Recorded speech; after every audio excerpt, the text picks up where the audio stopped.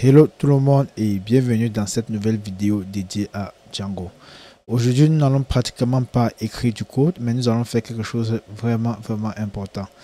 Si vous êtes développeur Python et que vous êtes fatigué d'écrire, de taper les commandes, sachez que vous êtes au bon endroit. Aujourd'hui, mes amis, je vais vous montrer comment démarrer votre serveur, particulièrement Django, sans toutefois entrer des commandes en mode débogage. Je l'ai déjà fait dans l'une de nos vidéos précédentes, mais je n'étais pas entré en profondeur. Je me suis dit qu'il était important de faire une petite vidéo qui vous montre comment gérer le débogage au sein de votre projet Django, FastAPI, Flask ou démarrer des modules Python. Ok, si vous êtes déjà installé et que vous êtes content, let's go. Aujourd'hui, j'ai donc lancé mon éditeur de test VS Code. Vous savez bien, c'est mon favori. Et nous avons donc l'ensemble des fichiers Python. Lorsque vous créez un projet Django, la première des choses que vous devez vous rassurer, c'est est-ce que le langage a été choisi au niveau de mon éditeur de test. Là, présentement, vous voyez, il n'y a carrément rien. Donc, il n'y a absolument rien. Donc, ce que je peux faire dans un premier temps, c'est d'abord de venir au niveau des manage.py. Sachez que lorsque vous allez créer un projet Django, à la racine donc, de votre projet Django, vous avez accès donc, au module manage.py. Ok. Si je clique donc sur manage.py, ok, vous verrez là, j'aurai maintenant la possibilité donc, de pouvoir choisir le langage que je veux utiliser. J'ai la possibilité de choisir soit Python ou bien quel que soit le langage, mais c'est Python que j'utilise. Python sera automatiquement sélectionné. Là, je n'ai aucun problème là. Je dois venir donc regarder si l'interpréteur a été sélectionné. Si l'interpréteur n'a pas été configuré, on va certainement vous dire no interpréteur configuré. Un truc de ce genre, je me souviens plus trop. Et si vous ne voyez pas l'option de configuration de l'interpréteur, sachez donc que vous n'avez pas installé le package Python. Et si vous n'avez pas installé le package Python, venez seulement au niveau des marketplaces et vous tapez Python. Ok. Après avoir tapé Python, vous verrez donc l'ensemble des packages Python qui sont disponibles au sein des VS Code, dans des Windows Store, donc des marketplaces. Ok. Choisissez Python Extension Pack. Python Extension Pack va vous permettre d'installer l'ensemble des packages Python qui sont nécessaires. Ou vous pouvez choisir, sélectionner les packages Python par vous-même. Comme moi, j'ai installé Python qui vient depuis Microsoft. Vous pouvez choisir, voilà ce que j'ai installé. Et après avoir installé cela, vous pouvez redémarrer votre éditeur de code. Et cela va faire en sorte que vous avez donc l'option de sélection de l'interpréteur. Moi, voilà par exemple, j'ai choisi mon interpréteur qui est la version 3.11 de Python et que je l'ai créé avec Anaconda et je l'ai nommé Django Inf. Voilà, j'ai Flask Inf avec l'ensemble des interpréteurs que j'ai. Mais lorsque vous allez faire pour vous dans un premier temps, vous ne verrez pas la possibilité donc de pouvoir lister les interpréteurs. Seuls les interpréteurs natifs de Python seront listés. Donc ce que vous pouvez faire, c'est aller sur Enter Interpreter, Find, dans Browser Your File System, de parcours mes fichiers système. Vous allez là où vous avez donc créé votre environnement virtuel. Si vous avez utilisé peut-être la commande, le module vinf, en tapant la commande Python-vinf et mettre dans le nom de votre environnement virtuel. Et vous venez au niveau de vinf. Voilà, donc il n'y a pas d'interpréteur ici. Je vais essayer d'aller à quelque part. Je viens dans tuto. Ok, je vais aller dans Django. Oui, inf. Voilà ce que j'avais mis. Ceux qui sont sous Mac OS comme moi ou bien Linux, vous verrez donc dans inf, donc dans votre environnement virtuel, vous verrez dans le dossier Bing. Mais pour ceux qui sont sur Windows, vous verrez plutôt script avec le S majuscule au début et avec un petit S à la fin. Et lorsque vous allez entrer, choisissez dans l'interpréteur. Donc, choisissez dans l'interpréteur Python. Moi, ma version c'est Python 3.10. Je vais choisir Python 3.10. Ne prenez pas PIP, ça ne va pas vous aider. Lorsque vous avez choisi l'interpréteur, ok, parfois on peut vous demander de relancer votre éditeur de code pour que cela prenne effet. Oui, c'est possible. Ok, lorsque vous allez faire, vous revenez là et vous cliquez, vous verrez donc vinf qui sera à quelque part. Moi, je crois que mon vinf, il est à quel niveau? Je pense qu'il est à ce niveau, c'est lui, ou je ne me rappelle plus trop, parce que j'ai tellement d'environnement virtuel qui a été créé. Donc, je suis dans, voilà ça, 3.10 de Python. Regardez là, j'ai la version 3.10 de Python, les gars. Donc, si je veux rentrer à la version 3.11 de Python, je vais choisir là 3.11 de Python. Voilà ce qui a été fait au niveau de la configuration de l'interpréteur. Ok, maintenant par la suite, maintenant, c'est là où nous allons et c'est là où ça devient très intéressant. C'est lancer son serveur, faire des migrations, faire des trucs sans taper les commandes.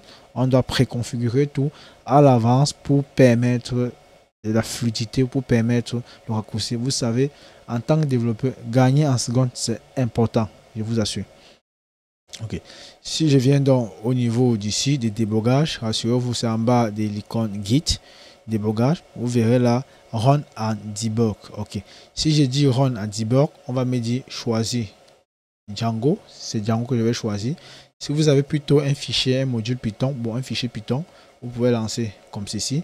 Si vous avez un module, vous savez donc que les modules sont différents des fichiers simples. Ok, j'avais déjà fait cela dans une des vidéos, comment créer un bloc complet de A à Z avec le framework web Django.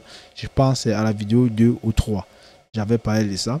Si je sélectionne Django, là vous verrez mon serveur sera automatiquement lancé. Automatiquement. C'est ça. Mais à chaque fois, je dois venir cliquer là-bas et je n'ai pas la possibilité de faire des migrations et de faire autre chose. Donc, ce que je veux, c'est de configurer cela. OK. Donc, je vais couper mon serveur là en disant stop et venir ici là et dire create et launch JSON file. OK. Je vais créer et launch JSON file. Maintenant, quel est ce que je vais faire? Je vais créer un launch JSON file pour Django, pour le framework Django. OK. Donc, je viens là, je clique sur Django. Et lorsque je suis Django, j'ai le nom. Ok, je vais dire Django Run Server. Donc, je vais mettre peut-être Run Server ainsi. Et le nom, c'est Python Launch. Voilà, on me dit ça, c'est Workplace.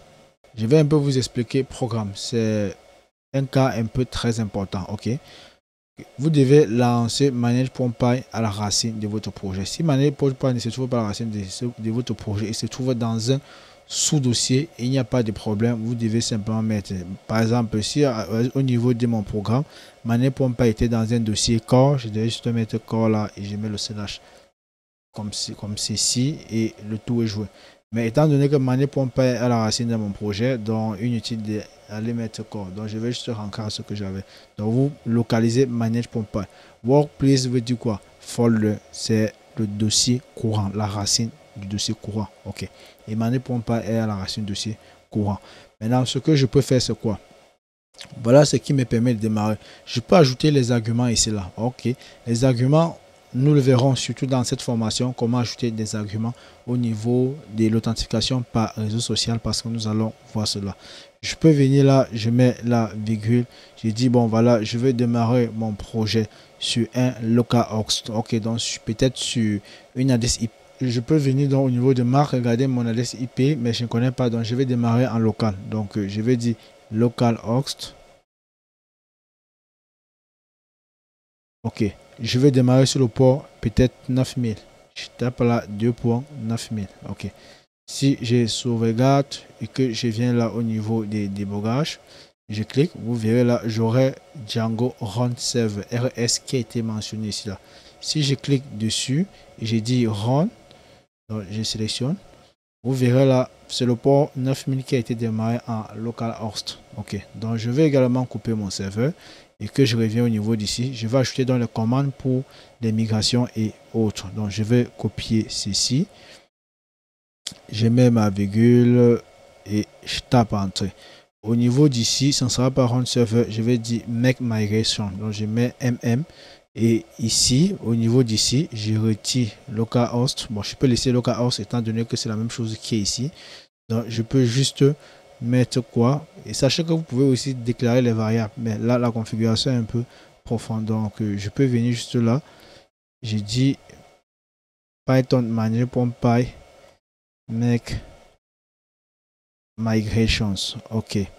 Et je vais copier également cela, je vais ici là, Python manager.py migrate, je mets migrate comme ceci là, et au niveau d'ici là, je retire run server, je dis mi qui signifie migrate.